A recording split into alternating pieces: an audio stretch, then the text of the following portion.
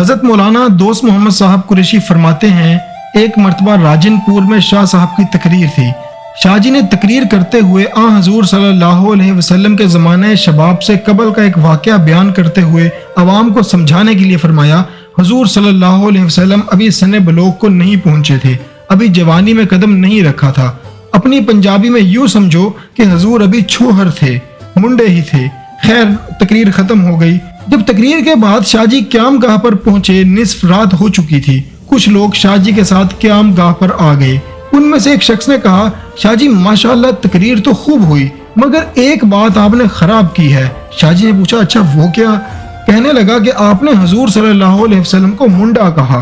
हमारे यहाँ लफ्ज मुंडा अच्छे मानों में इस्तेमाल नहीं होता, यहाँ तो लुच्चे लफंगे को अमूमन मुंडा कहा जाता है। शाह जी ने यह सुना तो तड़प उठे। शाह जी फरमाने लगे, अच्छा तो आपने मुझे वहीं क्यों न टोक दिया? अस्तगफिरुल्लाह अस्तगफिरुल्लाह, ये तो बहुत बुरा हुआ।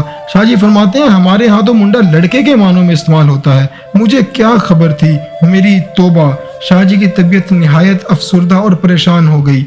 वो लोग तो उठकर चले गए। मेरा क़याम भी हज़रत शाह साहब के साथ ही था। तमाम रात मैं शाह जी को देखता रहा। शाह जी बेचैन रहे, कभी लेट जाते, कभी उठ बैठते और बार बार फरमाते, इलाही मेरी तौबा, ए अल्लाह तू जानता है मैंने हजूर सल्लल्लाहु अलैहि वसल्लम की तौहीद नहीं की। जब इसी बेचैनी में काफ़ी वक्त गुजर गया तो मैंने अर्ज़ की, शाह जी आप इत्मीनान रखें, अल्लाह ताला दिलों की बात जानते हैं। खुदा ना करे आपकी नीयत तो हुजूर की तौहीन की नहीं थी। अब आप आराम फरमाएं, अल्लाह हम सब पर रहम फरमाए। शाह जी ने फरमाया, मौलाना ये ठीक है, मगर मुझे चैन नहीं आता।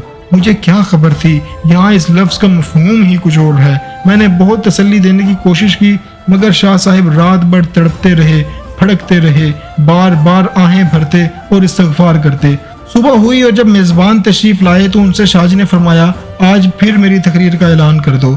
तकरीर का ऐलान हो गया। शाह जी जब तकरीर फरमाने के लिए चले तो हाथ में मामूली और नाकारा सी लकड़ी का टुकड़ा ले लिया।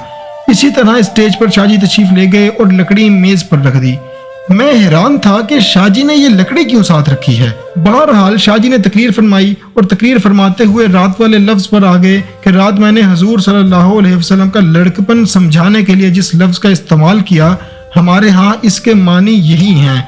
फिर वो लकड़ी हाथ में लेकर फरमाया, आपके कस्बे में इसको क्या कहते हैं? लोगों ने बताया कि हमारे यहाँ इसको क्या कहते हैं। फिर शाह जी फरमाते हैं कि यहाँ से दूर फलां जगह है, वहाँ के लोग आए होंगे, वो हाथ उठाएं।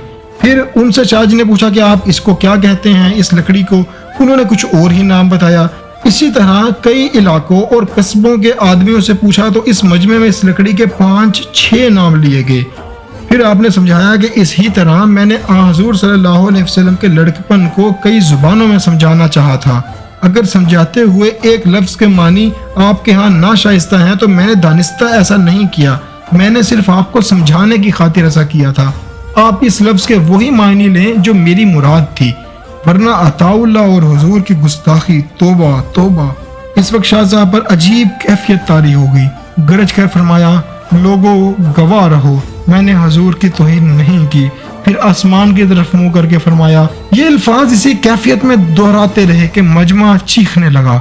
शाह जी के रुखसारों पर आंसू ढलक आए और रोते रोते हिचकियां बंध गईं।